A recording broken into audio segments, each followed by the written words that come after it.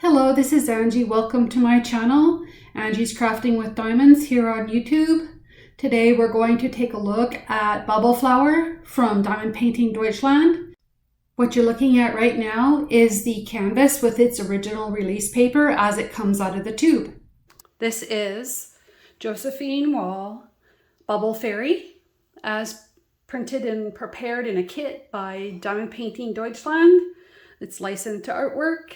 And yeah, it has some big sections of color blocking in it, which is highly unusual, at least on the kits I've seen online and in the art itself. So I have a feeling this side of the kit is going to go much faster than this side of the kit, which, as you're going to see, has some serious confetti in it all the way through her dress and everything else.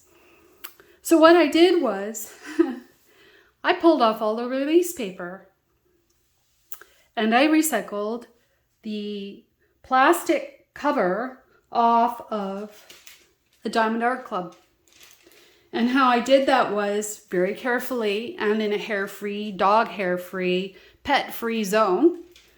And I made sure, like you'll see over here, I have some blue dots. You can see these blue dots. These are stickers. This is telling me which way is up. So when I took the cover off, I actually took it off Notre Dame Nights, which I'm 50% of the way through of, and I rolled it this way. So then when I slowly had this laid out and warmed up, like in the environment, I slowly pulled off the release papers, and then I gently, carefully rolled it back this way. So because this is double-sided adhesive, you cannot roll it, right? You can't roll it in multiple directions. You have to be careful once you've opened your kit that you hang it somehow. I have an easel and I clip mine to the easel. Works for me, it's what I already have. I'm really excited with this method because now I can see what I'm doing. When I worked on the Flight of the Lynx, I wanted to bling it up, but I couldn't see where I was going, if that makes any sense to you. So I didn't know how big like the dress section would be or this single bubble. So I kept having to lift sections ahead of where I was going, which isn't great. And so this should work much better. And then I can plan out what I'm doing.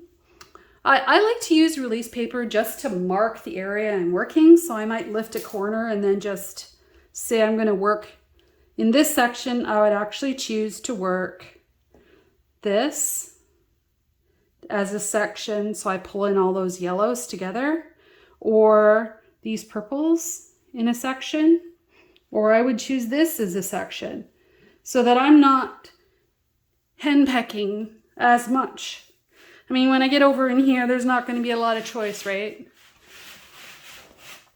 If you can see down here, I'm going to try and zoom it right down if the confetti will show. And you can see this is massive confetti in the top right-hand side all the way through. And there's some color blocking in her face, but not much. Most people might not even consider that color blocking, but it's certainly color blocking for these Diamond Painting Deutschland Josephine wall kits. That's like actually exciting because that will be a faster section. Yeah, so I'm excited to see if my method will work. So I did do this extremely carefully because I didn't want to create any rivers in the glue. Because this double-sided adhesive, as I understand it, is just they print the image on the canvas and then they literally take a large sticker of glue and lay it on top. As I understand, poured glue is they print it on the canvas, the image on the canvas, and then they'll run the poured glue. They'll just pour it on like a sheet over top. And so then it's adhered differently to the picture.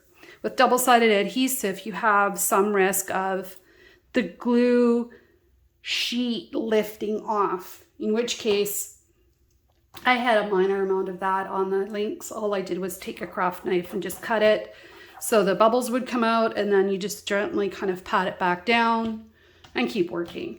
But if you don't take the air out, you're going to have your drills move. That's the only thing, because the air pocket will shift and change, right? So you need it to stay flat. So these are just crinkles in my plastic. They're not rivers. You can probably see them. Anyways, yeah, so I'm super excited. I'm going to get this started, and I will be posting my progress, and I'm going to try and do some time-lapse video on some of the sections. And please let me know if you have any questions or suggestions in the comments. I hope I've brought some new or modified ideas into the community, and that they help you to enjoy this, because these are beautiful kits. And I think everyone should get a chance to try one of these and should not be intimidated by it. You really just need to break it down into chunks. Don't give yourself a timeline. Take a break. So work on a section for a week and then take a break and work on something else. I will be kitting up or working on my other whips in between. And I do have another Josephine wall already in my whips. It's a all crystal kit I mentioned earlier. It is 60 colors, but heavy confetti. So that is not a brain rest, but it's nice to work on rounds, right?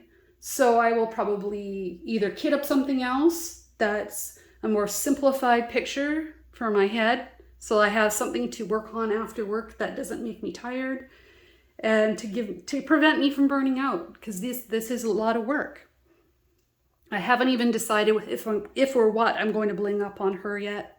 But isn't she exciting? Just so exciting.